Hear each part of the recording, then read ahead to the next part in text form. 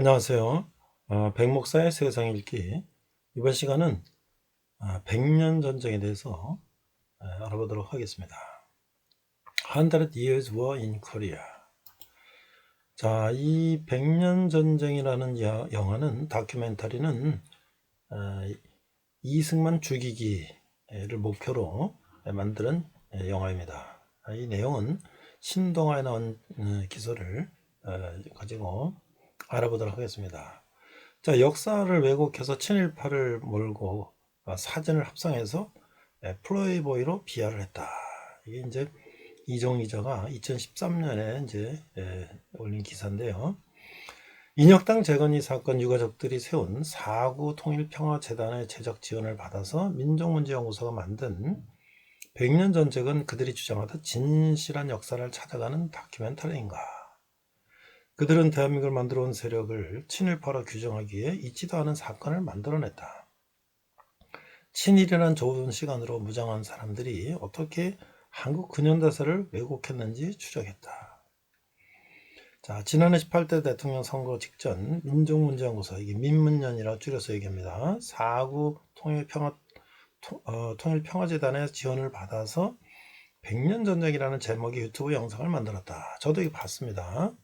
자, 이 100년은 일본에 강제 병합된 1910년부터 지금까지 이제 2010년대까지 100년을 가리시는 거죠. 주 내용은 대한민국은 일본의 식민지가 된 후에 친일파를 비롯한 식민 잔재를 제대로 청산하지 못해서 지금까지 외세에 영합하는 세력과 자주 독립을 하자는 세력이 싸우고 있다. 결국 외세에 영합하는 세력은 이제 보수우파고 자주 독립하자는 건 이제 좌파, 친북 좌파들이겠죠. 100년 전쟁은 1980년대 대학가 운동권 조직인 언더들이 대한민국이 어느 단계에 와 있는지를 놓고 벌인 사구체론, 사회 구성체 논쟁을 연상시킨다. 우리나라 운동권은 마르크스 레닌의 순수 공산주의를 따르는 세력과 북한의 공산주의 주체인 주체 사상을 따르자. 그래서 이제 공산주의 사상을 따르는 게 이제 프롤레타리아 PD고 주체 사상이 이제 내셔널리즘 NL이라고 이제 이렇게 얘기하죠. 순수 공산주의를 하자는 세력은 민중민주주의 PD를 강조하고 주체 사상을 따르자는 일파는 남조선 해방을 뜻하는 민족해방 내셔널 레버레이션을 앞세운다. 민중민주주의파는 민민투로 약칭되는 반파쇼 민족민주주의 투쟁위원회를 만들었다. 주체사상 신봉파는 자민투로 약칭되는 반미자주화 반파쇼 민주화 투쟁위원회를 구성했다. 민민투는 정치적으로 한국은 전통적인 식민지가 아닌 새로운 식민지 단계에 와 있고 경제적으로는 국가가 독점 재벌을 만들어 끌고 나가는 자본주의라며 신식민지 국가 독점 자본주의론, 약칭 신식국 독자론을 내놨다.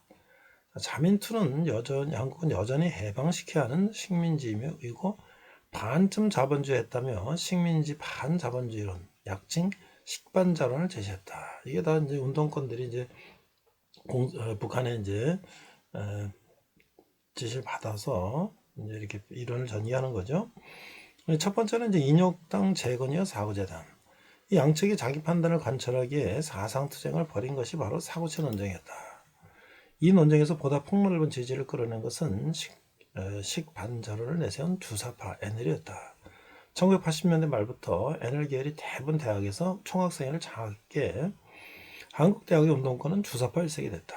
그러나 1994년 김일성이 사망하고 1997년 주체사상을 만든 황정엽이 망명해서 김일성식 주체사상의 허구를 증언함으로써 주사파는 몰락했고 덩달아 대학운동권 세력도 힘을 잃었다. 이렇게 전향한 사람들이 많지요. 대표적인 사람이 경기도지사를 했고 국회의원 했던 김문수 지사 같은 분이죠.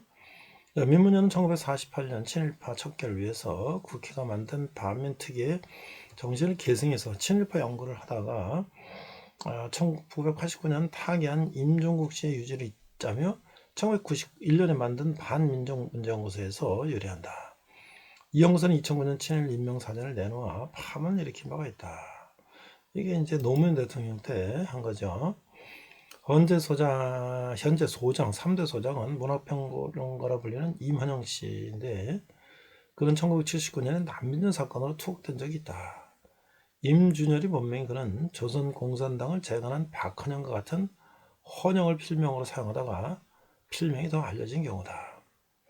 사하구통일평화재단은 1914년 인혁당 재건이 2차 인혁당 사건과 맥이 닿는다. 1964년 중앙정보부에 검거돼서 유죄 선고를 받은 인혁당 관계자들이 출소해서 경락연구회라는 이름으로 인혁당을 재건했으며 1914년 중앙정보부가 검거한 서울대생 중심의 운동권 조직 민청학련을 배후 조정했다는 것이 이 사건의 골자다. 경락연구회가 과연 인혁당 재건인지에 대해서는 논란이 많았다. 또 재판 과정에서 이들이 고문을 당했다는 주장도 나왔다. 자, 법원은 인혁당을 재건한 조직이 실제한 것에 주목해 8명에게 사형을 선고했다. 검찰은 대법원이 사형 확정 판결한 18시간 뒤인 다음 날 바로 형을 집행해서 사법살인을 했다는 비판을 들었다. 이 사건에 대한 판단이 바뀐 것은 과거사법을 만들어 과거 공안 사건을 재조사한 노무현 정부 시절이었다. 2005년 이 법을 근거로 만들어진 국가정보원 과거사위는 이 사건 수사 과정에서 고문과 가혹행위가 있었다고 발표했다.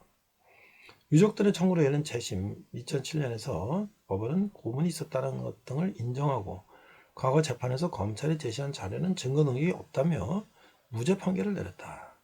유가족들은 정부로부터 개인별로 보상금을 받았다. 보상금의 총액은 수백억 원으로 알려져 있다. 유가족이 이 보상금 일부를 기금으로 8명이 처형된 4월 9일을 기려 만든 것이 사하구통일평화재단이다. 자, 민문연은 이 재단의 제작 지원을 받아서 새로운 스타일의 역사 다큐멘터리를 제작했다고 유튜브에서 밝혔다. 자, 이게 1980년대 사회주의 운동권 간 사고체 논쟁 개념도인데요. 자, 이게 마르크스와 왼쪽에 보니까 레닌주의와 김일성 주체성이 대립이 됐고, 마르크스주의는 민민투, PD, 민중민주주의, 신식국 독자론 이렇게 돼 있는데, 김일성 주체상은 자민투, NL, 민족개방, 신반자론, 그래서 지금 주사파라고 하죠. 지금도 국회에 많은 이 당시에 운동권 출신들이 이제 국회의원을 현재 야당 민주당에서 하고 있죠. 자, 없는 사실로 만든 역사공작. 두 번째, 민문연은 이승만, 박정희는 각 2편, 전두환, 노무현은 각 1편씩 모두 6편의 100년 전쟁을 각 50분 정도 분량으로 제작하겠다고 했다. 현재는 이승만과 박정희를 소재로 각 1편씩만 내놨다. 자, 이 사람은 이제 친일파 연구를 했던 그 임종국 씨인데요. 자, 민문연이 100년 전쟁을 새로운 스타일의 역사 다큐멘터리로 규정한 것은 눈여겨볼 대목이다. 대한민국 역사를 민문연 스타일로 정리하겠다는 뜻을 내포하기 때문이다. 민문연 민족문제연구소가 제시한 역사관을 토대로 사고체 논쟁 같은 것을 해보자는 얘기가 된다. 그렇다면 이 다큐는 사실을 토대로 해야 한다. 신념은 좌파 우파로 나뉘더라도 역사 인식만큼은 사실을 토대로 해야 한다. 100년 전쟁은 사실을 토대로 역사를 해석하고 있는가? 민족 문제를 다루겠다는 민문연이 사실이 아닌 것을 근거로 역사 다큐를 만들었다면 그 조직의 본연성에 의심을 품을 수밖에 없다. 일방적인 사실과 허위사실로 역사를 만드는 것은 민족 정통성을 부정하는 심각한 역사 공작이다. 단순한 실수와 다르다. 1차 인혁당이 실존했다고 증언한 안병직 서울대 명예교수는 자유민주주의 체제를 부정해서 그렇지 인혁당 사람들은 정말 순수한 사람들이었다고 강조했다. 순수한 사람들은 사실을 사실로 볼 수 있다. 재미를 위한 유튜브 특유의 희화와 비틀기, 단순화를 할 수 있지만 역사 다큐라고 한 만큼 100년 전쟁은 사실에 충실해야 한다. 두 편의 100년 전쟁을 보면서 민문연의 역사의식을 따져보기로 한다. 이승만을 다룬 두 얼굴의 이승만 이하 두 얼굴은 이승만을 친일파와 파렴치범으로 규정한다. 이승만을 친일파로 규정한 근거는 두 가지로 판단된다. 첫째, 광복 후 친일파 척결에 반대했고, 둘째, 일제 때 다른 독립운동과 마찰을 일으켰다는 것이다. 또한 이승만을 박사학위를 억지로 받아내고 여성과 놀기 좋아하는 바람둥이로 묘사해서 이승만의 도덕성에 일격을 가했다. 두 얼굴이 주장하는 이승만은 친일파를 거시적으로 살펴보자. 이승만은 파란만장한 삶을 살아왔기에 그에 대해서는 만인 만색의 의견이 나올 수 있다. 하지만 대한민국 초대 대통령이라는 사실은 누구도 부정할 수가 없다. 1919년 그는 상하이에 통합된 대한민국 임시정부 초대 대통령, 1948년 건국한 대한민국의 초대 대통령을 지냈다. 자, 이제 세 번째는요. 이승만이 친일파라고? 자, 박정희처럼 쿠데타로 권력은 잡은 것도 아닌데 왜 그가 대통령에 추대됐는지 생각해 보라는 것이다. 3.1운동 9년 전인 1910년 이승만은 미국 프린스턴 대에서 국제정책을 공부하고 철학 박사 학위를 받았다. 당시에 프린스턴 같은 아이비리그 대학도 매년 1명에서 3명의 박사만 배출했기에 박사는 매우 드문 존재였다. 박사가 된 이승만은 미국에서 독립운동을 펼쳤고 미국인들은 박사인 그를 인정했다. 3.1운동 후 국내에서 생겨난 여러 임시정부도 그를 인정했다. 13도 대표가 모여 만든 국내 임정 한성정부는 미국에 있던 이승만을 지금의 대통령과 비슷한 집정관 총재로 추대했다. 내각제를 채택한 상하이 임정은 그를 국무총리로 추대했다. 여타 임정도 이승만을 주요 보직에 추대했다. 그 상하이 임정이 여타 임정을 통합하여 대통령제로 바꿔 이승만을 초대 대통령에 추대했다. 이승만이 친일파였다면 독립의 기운이 펄펄 끓던 시절 상하이 임정을 비롯한 여러 임정에서 그를 핵심적인 지위에 추대할 수 있었을까? 이승만이 친일파였다면 그를 추대한 여러 임정의 사람들 그리고 그를 압도적인 표차로 대한민국 대통령으로 선출한 재헌 의원들도 친일파였다는 굴레를 벗기 어렵다. 196명이 투표한 재헌의회에서 무려 180표, 91.8%가 이승만에게 쏟아졌다. 김구는 13표, 서재필은 1표였다. 1949년 1월 8일 연도회견에서 대일 배상 문제는 임진왜란 시부터 기산해야 한다. 대마다는 별개로 취급돼야 할 것이다. 라고 밀어붙였다. 이승만은 6.25 전쟁에서 한국을 도와준 미국이 그렇게 권해도 일본과 수교하지 않았다. 네 번째는요. 나치 독일까지 동원. 그런데도 두 얼굴은 나치 독일의 선전장관 요세프 괴벨스를 이용해서 이승만을 친일파로 만드는 공작을 한다. 호맹랑한 것으로 사실을 바꿨으니 공작이다. 두 얼굴은 이승만을 말하는 거죠. 괴벨스가 우리가 어떤 나라에 쳐들어가면 그 나라 국민은 자동적으로 세 부류가 된다. 한쪽은 저항세력, 이게 레지스탕스고요. 다른 쪽은 협력자, 콜라보레이터, 그리고 그 사이에 머뭇거리는 대중, 메시스, 대중이 있다. 그 좌우 사이에 대중, 중간에 낀 대중이 있다. 그 나라 국민을 하여금 자신들의 온갖 부가 약탈되는 것을 참게 하려면 머뭇거리는 대중이 레지탕스 무리에 가담하지 않고 콜라보 편에 서도록 설득해야 한다라고 연설하는 장면을 보여준다. 그리고 일본이 침략하자 조선에서 똑같은 현상이 일어났다. 독립운동과 친일 민족 반역자, 그 사이에 대다수의 민족이 있었다. 일본은 친일파를 앞세워 땅과 쌀과 이름과 말, 언어, 심지어 그들을 전쟁에 동원해서 생명까지 빼앗았다. 이에 맞서 독립운동 세력은 해외로 나가 임시정부를 세우고 독립군을 조직했다. 라며 이승만을 콜라보로 몰기 시작한다. 그러나 이승만을 바로 친일파로 모는 것은 불가능했기에 한국에 온 미군정 세력은 친일파를 앞세워 자주 독립 세력을 짓밟기 시작했다라고 우회한다.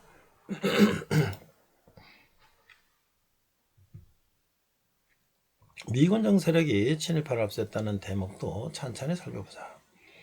미국은 핵무기까지 써가며 일본과 치열하게 싸워 한국에 들어왔다. 그럼 미국이 친일파를 썼다면 이유가 있을 것이기 때문이다. 다섯 번은요, 저는요, 정판사 위패 사건과 대구 폭동인데요. 이 정판사라는 이제 인쇄소에서 그 공산주의자들이 위조 지폐를 만들어 가지고 대량으로 뿌려서 국내 경제를 이제 혼돈시키려고 했던 것인데요.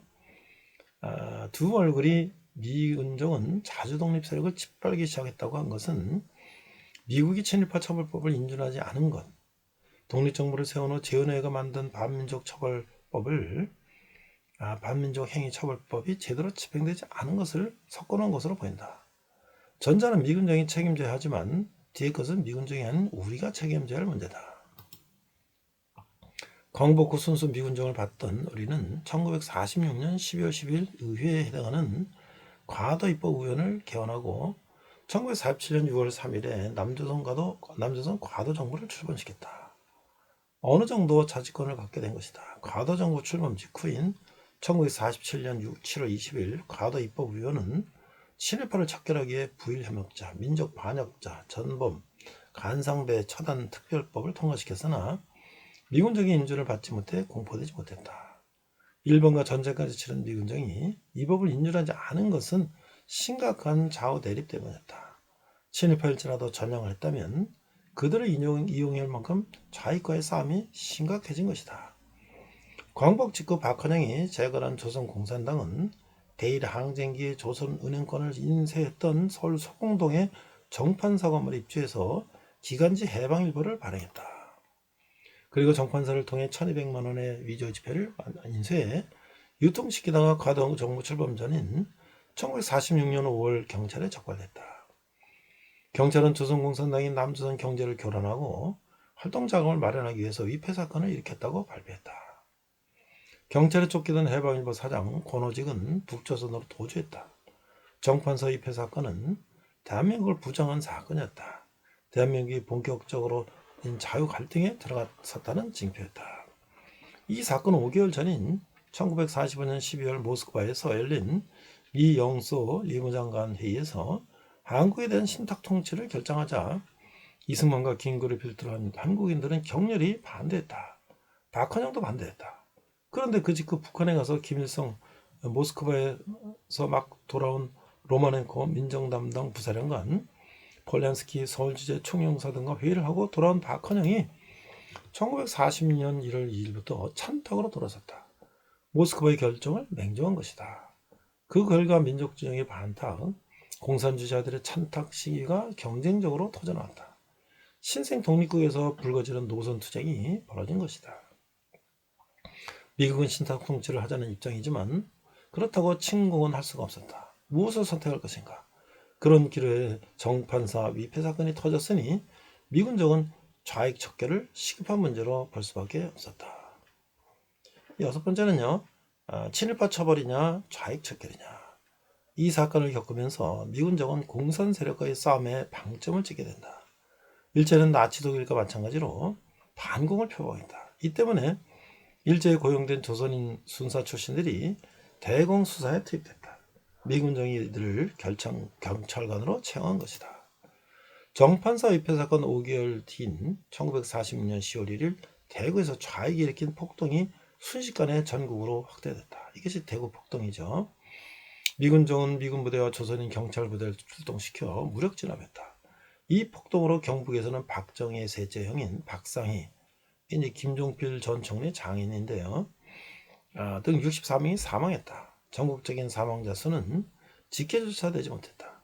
정판사 위패 사건과 대구 폭동 등을 겪은 뒤 과도입법 의원이 친일파를 척결하자는 법을 만들었으나 친일 경찰 경력을 가진 경찰관으로 좌익과 맞서했던 미군정은 이 법을 인준하지 않았다. 친일파 척결은 친탁을 했던 공산 세력이 민족 세력보다 더 강하게 외치는 구호였다.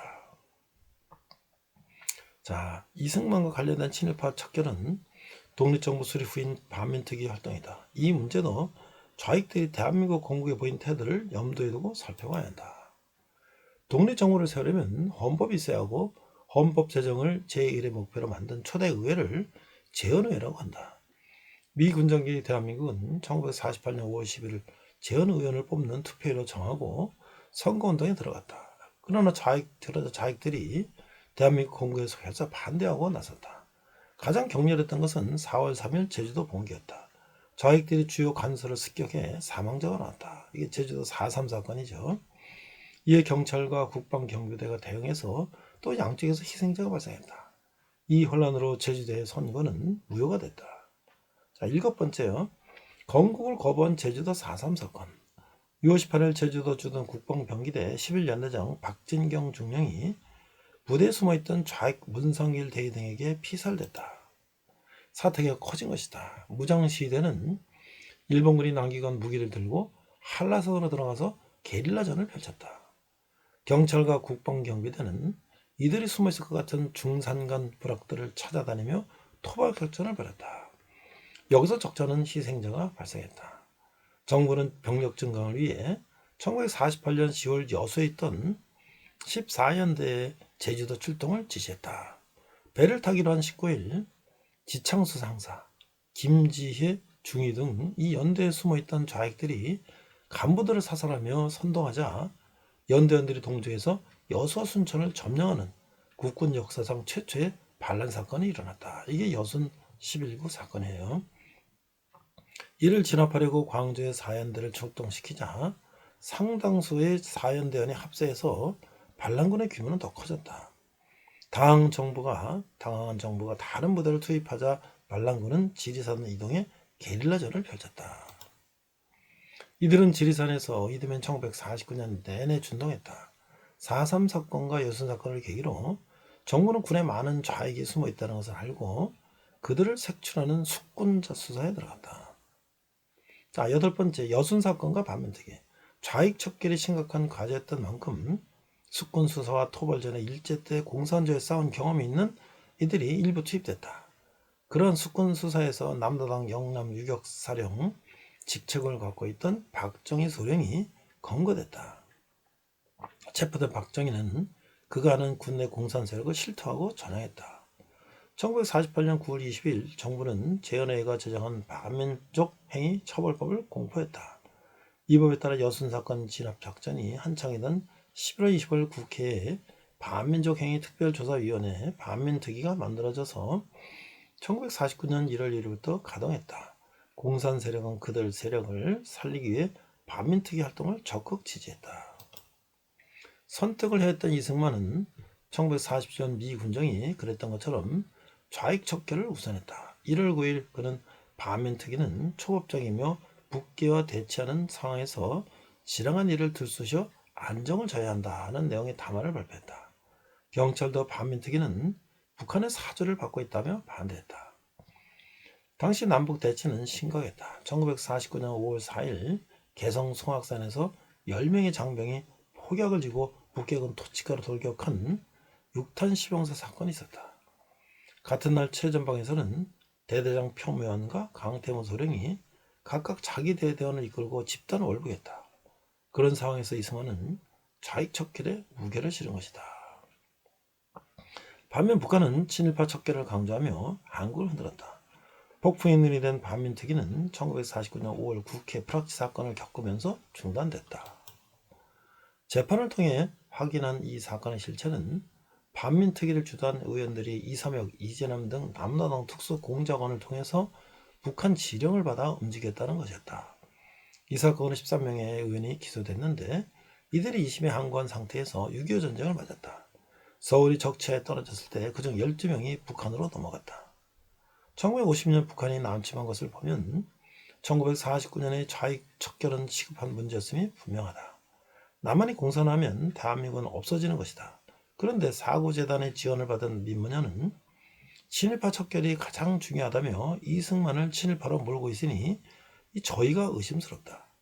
이승만은 친일파가 아니다. 그리고 미군정도 좌익 척결을 우선으로 여겼기에 두 얼굴은 미군정이 친일파를 앞세워 자주독립 세력을 짓밟기시작했다는 괴상한 결론을 내려놓았다. 여기서 주목할 것이 짓밟혔다는 자주독립 세력이다. 미군정과 이승만이 함께 짓밟은 것은 좌익이다.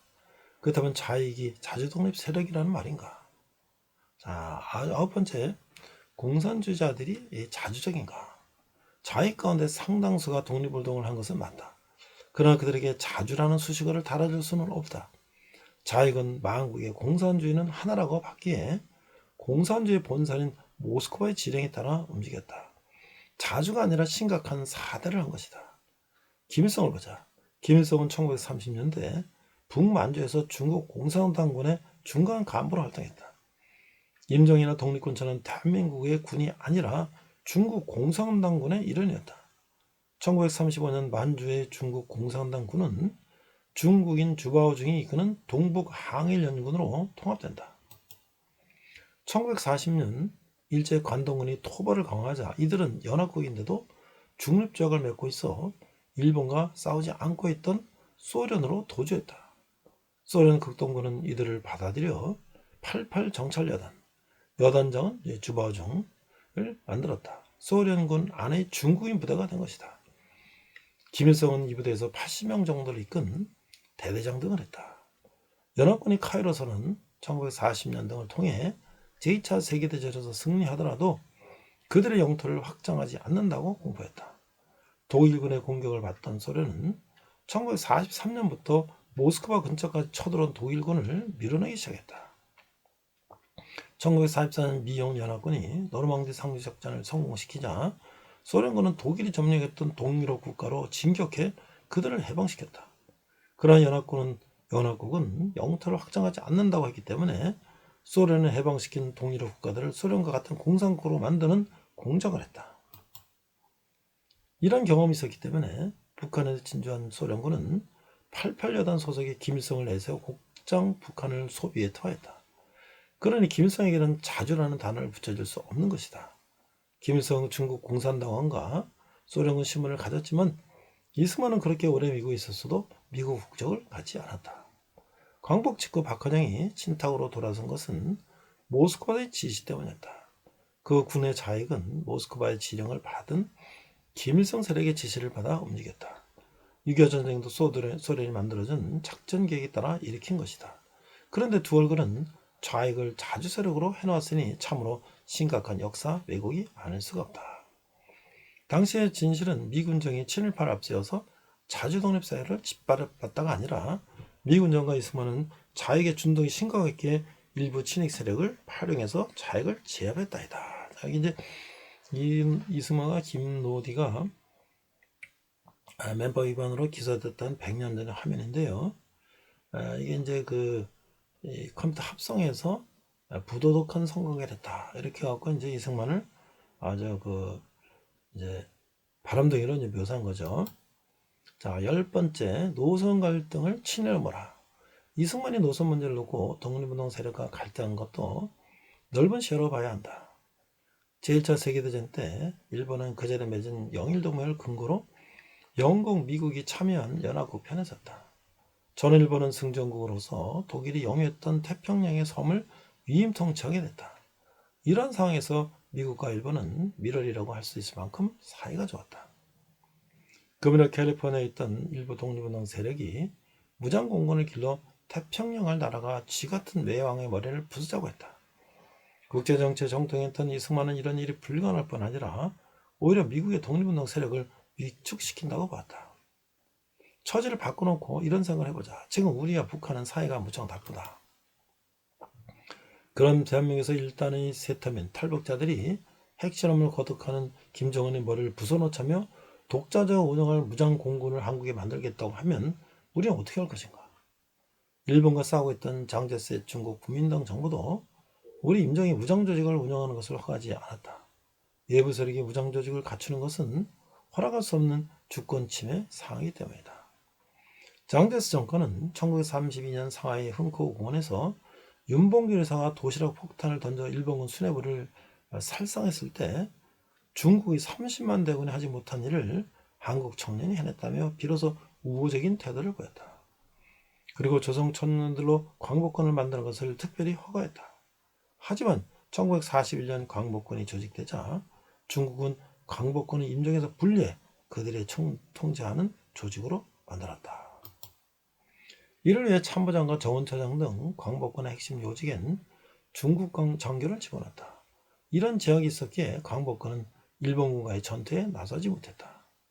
조선이 나라 밖에서 외국 정부의 규제를 받지 않고 군사 조직을 만들어 일본과 싸운 사례로는 1920년 대한독립군을 이끈 홍범도의 봉오동전투와 북로군정서를 지휘한 김저진의 청산의 전투를 꼽을 수가 있다. 그때의 만주는 무주공산에 가까웠기 때문에 조선인 독립군 부대들이 활동할 수가 있었다. 그러나 패반 일본군이 토벌을 강화하자 이들은 러일전쟁 패배 후 일본을 경계하고 있던 소련에 호감을 갖고 이동했다.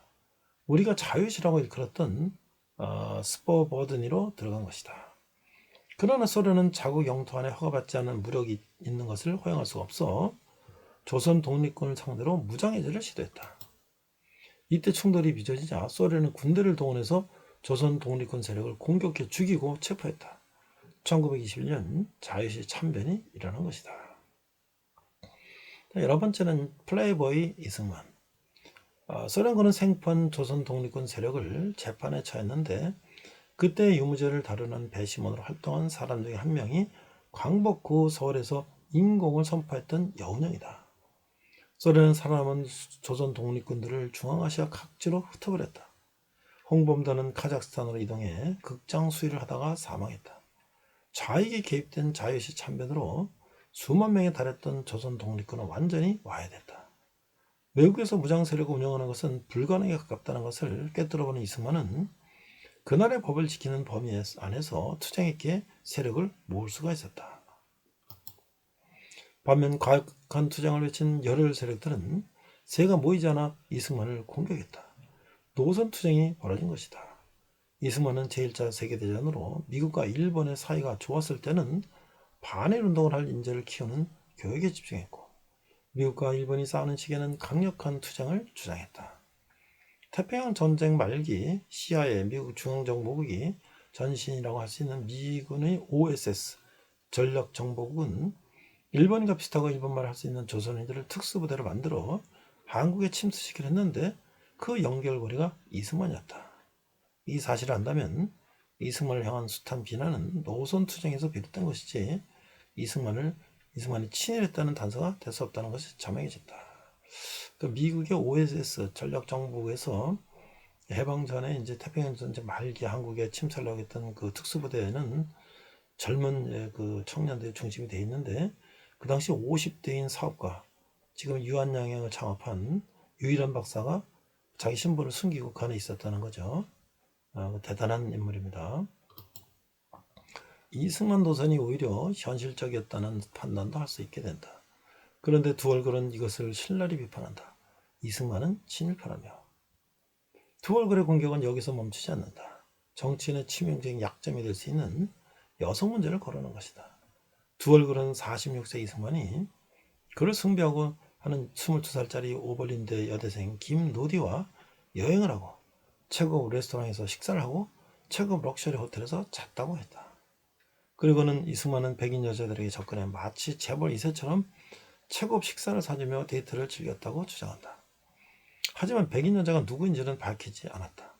그러면서 미국 수사관들은 이승만을 부도덕한 플레이보이라고 했던지 그를 기소해버렸다고 한 후 그 유명한 맨법을 들먹인다. 이 맨 액트라는 법이 있는데 이 맨 액트, 맨법은 1910년 제임스 로버트 맨 의원이 발의해 제정된 것으로 성매매와 간통 방지를 주목적으로 했다.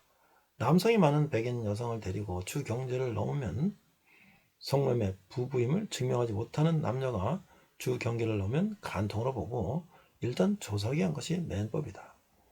뜻은 좋았지만 이 법은 코에 걸면 코걸이, 귀에 걸면 귀걸이가 될 수 있어 특정 정치인의 명예를 훼손시키는 법으로 악용되는 경우가 많았다. 연예계 종사자던 여성들과 동의하는 경우가 많았다. 유명한 희극 배우인 찰리 채플린도 이 법 위반으로 조사를 받아야 했다. 한국 여성 김노디가 이승만을 존경한 것은 사실이다. 김노디는 이승만이 설립한 한인 기독학원 교장 등을 하며 그의 활동을 열렬히 지지했다. 이승만을 아버지 같은 분, 서러게이트 파더라고 표현한 적도 있다. 두 얼굴은 이승만과 김노디가 맨법 위반으로 1920년 6월 샌프란시스코에서 수사관들에게 잡혀 기소됐다고 주장했다. 그러나 그때 김노디는 샌프란시스코는커녕 캘리포니아주에도 있지 않았다. 이 사건은 통합된 상하이 인정의 대통령이 된 이승만이 중구로 가기에 미국 동부에서 서부로 오는 과정에서 일어났다. 그때는 미일 관계가 좋았기에 여건 없이 중국에 가려는 이승만은 두 나라를 자극하지 않기 위해 조심스럽게 행동했다.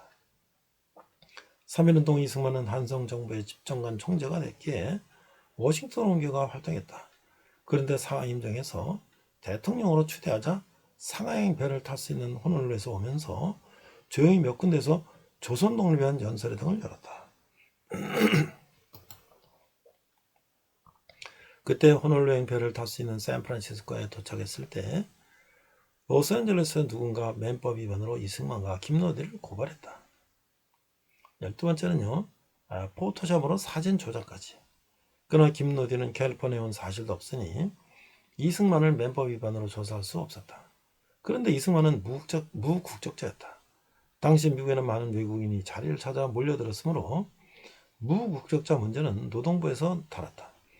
멤버 위반으로 고발된 이승만 문제는 캘리포니아주 노동부로 넘어갔다. 그런데 이승만은 박사학위를 가진 거물이라 노동부는 이승만의 본 거주지였던 호놀룰루에서 판단하라고 호놀룰루 이민국으로 이첩했다. 이승만은 자유롭게 호놀룰루로 가게 된 것이다.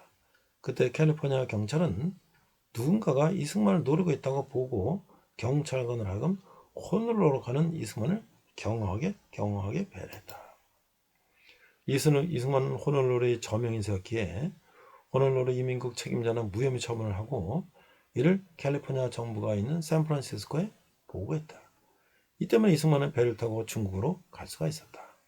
그러나 두 얼굴은 미국 수사관들은 이승만을 무도덕한 플레이보이라고 판단했던지 그를 기소해버렸다라고 해놓았다. 그로 사람 키를 재는 자를 배경으로 찍은 그래요 피자처럼 보이게 된 이승만과 김노디의 사진을 방영한다. 김노디는 캘리포니아에 온 사실이 없는데 어떻게 이 사진이 나오게 된 것일까? 결론부터 밝히면 이 사진은 포토샵으로 만든 조작이다. 이승만 연구자인 유영희 교수가 만든 이승만의 삶의 꿈, 중앙일보 간행이라는 책에는 이승만이 김노디를 비롯한 여러 명과 단체로 찍은 사진이 실려있다. 두 얼굴은 이런 사진에서 이승만과 김노디를 떼어낸 다음 피자처럼 보이게 키를 재는 자를 배경으로 둘이 같이 있는 사진을 찍어 만들어 방영한 것이다. 그리고 이승만이 22살인 어린 여대생과 바람을 피웠다고 한 후 그것으로 모자랐는지 특정하지도 못하는 백인 여성들과 놀아났다는 주장을 했다. 완전한 조작인데 이는 사자에 대한 심각한 명예훼손이 될 수 있다. 두 얼굴 조작에 참여한 인사는 김노디가 샌프란시스코에 있지 않았고 이승만은 샌프란시스코가 아닌 로스앤젤레스에서 고발된 것을 알지 못하고 있었다. 그는 이승만과 김노디가 같이 있었냐는 질문에 고발을 당했다고만 대답했다. 이승만과 김노디가 자를 병으로 찍은 사진에 대해서는 CG 컴퓨터 그래픽도 만들었다고 답했다. 김노디가 캘리포니아에 없었는데 어떻게 이승만이 맨법 위반으로 기소될 수 있는가? 라는 질문에는 기소된 걸 알고 있는데 우리에게 법률 자문을 해준 분들은 기소한 것과 진배 없다고 했는데 라면서 말끝을 흐렸다. 자, 13번째는 이승만 박사의 학위가 왜 문제인가? 이승만은 박사학위에 대한 시비는 더욱 황당하다. 이승만은 1910년 프린스턴대에서 미국의 영향을 받은 영세 중립론 Nationality as Influenced by the United States 1912년에 출간한 논문으로 박사학위를 받았다. 이 논문은 100년이 지난 지금도 잘 썼다는 평가를 받는다. 두 얼굴은 이승만이 석사학위를 받지 않고 프린스턴대로 갔고 프린스턴대에 적을 둔 상태에서 하버드에서 석사학위를 받은 것이 문제라고 지적한다. 석사과정을 받던 학생이 자기 학점을 들고 다른 대학에 석박사 통합과정을 옮겨가는 것은 지금도 가능한 일이다. 석박사 통합과정생이 소정의 과정을 이수하고 자기 시험을 통과하면 학교는 박사 논문이 통과되기 전 석사학위를 준다. 그런 상이라면 하버드는 이승만에게 부족한 학점을 채우게 한 후 석사학위를 줄 수가 있다. 간단히 이해되는 것을 두 얼굴은 불가능한 것으로 규정해 이승만을 사악한 사람으로 몰았다. 정이 이렇다면 비난을 받아야 할 쪽은 이승만이 아니라 민문연이다. 앞뒤 상황을 살펴보면 이승만은 두 얼굴이 주장하는 대로 친일파도 아니고 플레이보이도 아니었다. 이승만의 문제는 경제를 살리지 못했다는 것, 외교는 달인인데 내치는 잘하지 못했다는 것, 독재를 했다는 것 등인데 이는 이미 숱한 연구소에서 이미 지적했다. 두 얼굴은 추가로 밝혀낸 것이 없다. 그런데도 허위 사실을 근거로 이승만이 친일파에다 플레이보이라는 역사 다큐를 만들었으니 민문연은 그에 대한 책임을 져야 한다. 14번째, 박정희를 칭찬하는 백년전쟁. 박정희를 다룬 백년전쟁은 프레이저 보고서 일부라는 부제를 달고 있다. 이 유튜브 영상은 두 얼굴과 달리 단일 주제로 일관하고 있어 덜 헷갈린다. 1976년 미국에서 박동선을 중심으로 한 코리아 게이트 사건이 터졌다. 그러자 미하원 국제관계위원회가 산하국제기구 소위원회를 하여금 이 사건을 조사해서 1978년 10월 31일 의회에 보고서를 제출하게 했다. 소위원회는 위원장이 프레이저 위원회이기 때문에 프레이저 위원회는 보고서는 프레이저 보고서로 불리게 됐다. 이 보고서는 코리아 게이트의 배경을 설명하는데 전체적으로는 박정희의 경제발을 긍정적으로 평가한다. 그러나 중간중간 문제점을 지적했는데 유튜브 영상은 그런 것만 뽑아내는 스토리를 만들었다. 이 때문에 한국의 경쟁 성장은 박정희 공로가 아니라 미국 정부의 친미국가 개발 전략 때문이라고 주장한다. 미국의 자본의 위신을 높이고 일본을 보호하며 공산주의와의 대결에서 우위를 서기 위해 한국의 경제를 성장시켜줬다는 것이다. 이 영상은 또 일본은 미국의 지시를 받고 한국은 일본의 의존 국가로 만들기 위한 의도에서 한국의 경제 성장을 지원했다고 주장한다. 그러면서 박정희가 다카키 마사오라는 일본 이름으로 만주 군관학교를 거쳐 만주군 중위를 했고 하도 영하게 뱀 같은 남자, 즉 스네이크 바하기로 불렸다고 비꼰다. 박 정권 때 일어난 중권 파동과 화폐 개혁의 문제점도 거론한다. 하지만 누가 뭐라고 비난해도 지금 한국은 세계 8위의 무역대국, GDP 기준 세계 13위의 경제대국이다. 100년 전쟁은 1960년 한국 경제력이 세계 101위일 때 북한은 50위였다고 했는데 지금 한국은 경제대국이 됐고 북한은 150권 밖으로 추락했으니 이는 박정희의 경제성장을 인정한 꼴이 된다. 그런데도 나레이터는 계속 박 정권의 경제정책을 문제 삼으니 민문연의 역사 인식이 의심스러운 것이다. 15번째는 Wag the Dog. 자, 대한민국은 경제성장을 통해 민주화까지 이룩한 나라다. 동하계올림픽과 월드컵 등 대형 국제행사를 거뜬히 치르고 주체사상까지 떠버릴 수 있는 자유공간을 제공했다. 이혁당 재건이 사건에 대해서는 고문을 간 것을 인정해 재심에서 무죄 판결을 내렸다. 민문연이 이러한 민주국가를 친일파가 만들었다고 주장하고 있다. 전형적인 본말전도, 주객전도다. 사실이 아닌 사상으로 역사를 만드는 전형적인 역사 조작이다. 1997년에 나온 미국 코미디 영화 Wag the Dog는 재선이 어려운 미국 대통령이 전쟁을 일으켜 재선을 도모한다는 내용을 담고 있다. 주가 아닌 종으로 본질을 바꾸려는 노력을 풍자한 것이다. 개가 꼬리를 흔들어 하는데 거꾸로 꼬리가 개를 흔드는 것을 Wag the Dog라고 한다. 민문연의 역사 낚여말로 Wag the Dog다.